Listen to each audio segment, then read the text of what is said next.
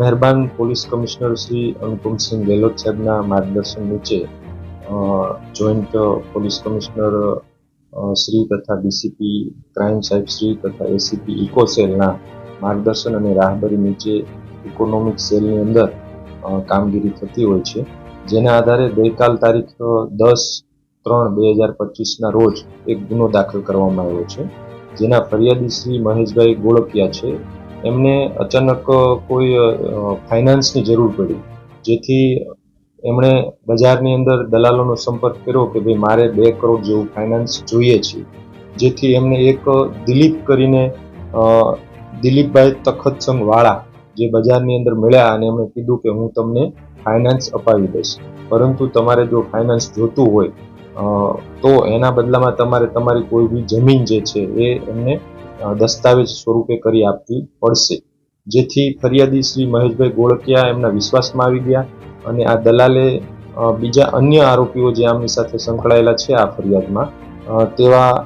જોઈએ તો એક આપણે મેહુલ કિરીટસિંહ જાદવ, હરદતસિંહ જયદેવસિંહ જાદવ, બહાદુરસિંહ જયવીરસિંહ જાદવ, જયરાજસિંહ વનરાજસિંહ જાદવ, આ બધાએ ભેગા મળીને ગુનાહિત કાવતરું રચ્યું અને આપણા ફરિયાદી શ્રી મહેશભાઈ ગોળકિયા છે એમને દસ્તાવેજ પણ કરાવી લીધો. એમના પત્ની મધુબેન છે, એમના નામની જમીન હતી, એમનો દસ્તાવેજ ફરિયાદીશ્રીએ કરી આપ્યો અને એમના બદલામાં કોઈ પણ પ્રકારનું ફાઇનાન્સ પણ આપ્યું નહીં અને એમની સાથે એક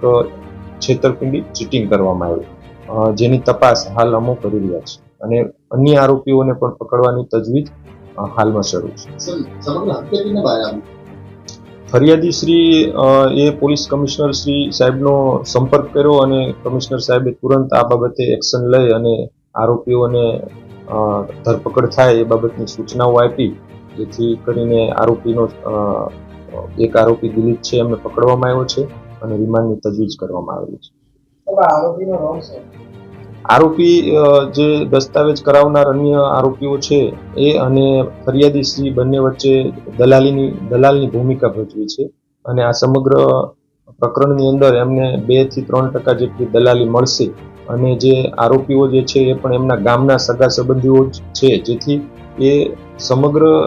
જમીન લખાવી લીધી છે એની અંદર પણ એમનો કેટલો ભાગ છે, એમને કેટલો અંદરખાને ભાગ રાખ્યો છે એ બાબતની પણ તપાસ શરૂ છે.